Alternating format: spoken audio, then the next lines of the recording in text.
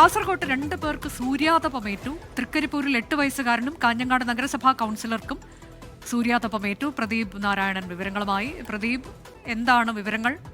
എപ്പോഴാണ് ഈ സംഭവം? അനുജ, രണ്ടുപേർക്കും ഇന്നലെയാണ് സൂര്യതാപമേറ്റത്. കാഞ്ഞങ്ങാട് നഗരസഭയിലെ 19-ാം വാർഡ് കൗൺസിലർ N. ഉണ്ണികൃഷ്ണന് ഒരു പരിപാടി കഴിഞ്ഞ് ബൈക്കിൽ വീട്ടിലേക്ക് മടങ്ങുന്നതിനിടെയാണ് പൊള്ളലേറ്റതെന്ന് സംശയിക്കുന്നു. കാരണം വീട്ടിലെത്തിയ ശേഷം ഒരു അസ്വസ്ഥത അനുഭവപ്പെട്ടു.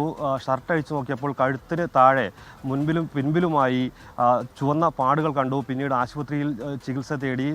സൂര്യതാപമാണെന്ന് സ്ഥിരീകരിക്കുന്ന സാഹചര്യമായിരുന്നു. എന്നാൽ ഇപ്പോൾ ഇദ്ദേഹം വീട്ടിൽ വിശ്രമത്തിലാണ്. പക്ഷേ ഇന്ന് ആ ചുവന്ന പാടുകൾ വർദ്ധിച്ചിട്ടുണ്ട് എന്നാണ് പറയുന്നത്. എന്തായാലും ഇന്ന് ഒന്നുകൂടി ഹോസ്പിറ്റലിൽ പോകണമെന്നും കൂടി അദ്ദേഹത്തോട് സംസാരിച്ചപ്പോൾ പറഞ്ഞിട്ടുണ്ട്.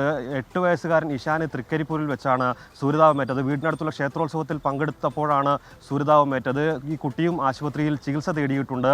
എന്തായാലും ഏറെ ശ്രദ്ധിക്കേണ്ടുന്ന ഒരു കാര്യം, ഈ സമയം എല്ലാ മുൻകരുതൽ നിർദ്ദേശങ്ങളും നൽകുന്നുണ്ടെങ്കിൽ പോലും ഇരുചക്ര വാഹനങ്ങളിൽ യാത്ര ചെയ്യുന്നത് പോലും ഏറെ ശ്രദ്ധയോടെ വേണമെന്ന ഒരു കാര്യം കൂടിയാണ് ഈ നഗരസഭാ കൗൺസിലർക്ക് സൂര്യതാപമേറ്റ വിഷയം സൂചിപ്പിക്കുന്നത്.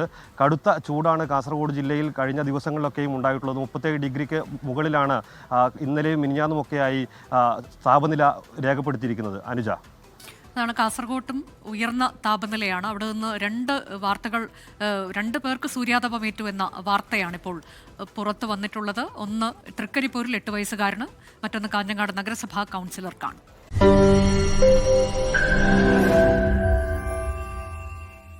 ലോകത്തെവിടെയായാലും ഏത് സമയത്തും 24 വാർത്തകളും ഓഗ്മെന്റഡ് റിയാലിറ്റി പാക്കേജുകളും എക്സ്പ്ലെയിനറുകളും വിശദമായി കാണാൻ ഞങ്ങളുടെ യൂട്യൂബ് ചാനൽ നിങ്ങൾക്ക് സബ്സ്ക്രൈബ് ചെയ്യാം.